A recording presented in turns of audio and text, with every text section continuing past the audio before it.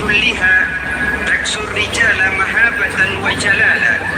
Sesungguhnya harta, dinar, dirham, uang di mana-mana selalu bikin hebat orang yang memilikinya.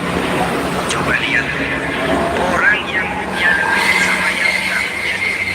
Jangan gaya hidupnya, gaya jalannya aja lain. Wahia lisanun liman arada fasahatan, wahia silahun liman arada qitala. Uang adalah senjata yang paling ampuh bagi orang yang mau pergi perang, dan lidah yang paling fasih bagi orang yang mau bicara. Kalau bicara dengan lidah macet, cobalah bicara dengan harta, lancar. Sampai ada pepatah demikian, segalanya bisa diatur dengan harta. Maka di kalangan orang yang berpandangan semacam itu, seluruh kegiatan hidupnya hanya terfokus kepada bagaimana mengumpulkan harta yang sebanyak-banyaknya. Tidak peduli halal haram, tidak kenal sore pagi siang dan malam, tidak sempat sujud, jauh dari agama, jauh dari kehidupan yang bersifat ruhaniyah, jauh dari Allah dan sebagainya. Sampai dalam Al-Quran dikelompokkan dalam kelompok yang dinamakan lumazah. Allazi jama'a malahu wa 'addadah yahsabu anna malahu akhladah. Mereka mengumpul-ngumpulkan harta sebanyak-banyaknya dan menyangka bahwa harta yang banyak itu dapat mengekalkan hidupnya, mengekalkan kekayaannya, mengekalkan kebahagiaannya. Saudara hadirin yang berbahagia, kalau pandangan hidup ini benar, artinya kalau harta memang merupakan satu-satunya hal yang dapat membuat orang bahagia, tentu di rumah mewah tidak akan pernah ada tangis derita.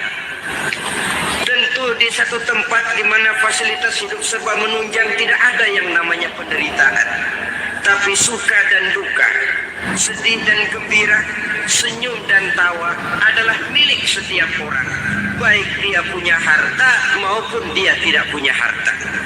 Nyatalah bahwa harta semata-mata bukan merupakan jaminan bahwa orang akan bahagia. Walaupun tanpa harta orang sulit untuk bahagia.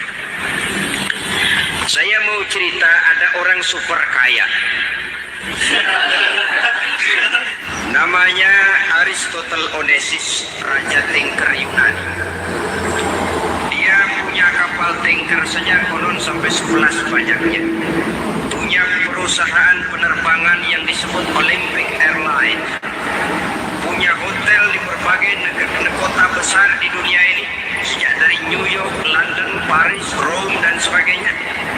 Bahkan punya pulau yang dia namakan Pulau Scorpio. Ini kan namanya sudah kaya nggak tanggung-tanggung punya pulau.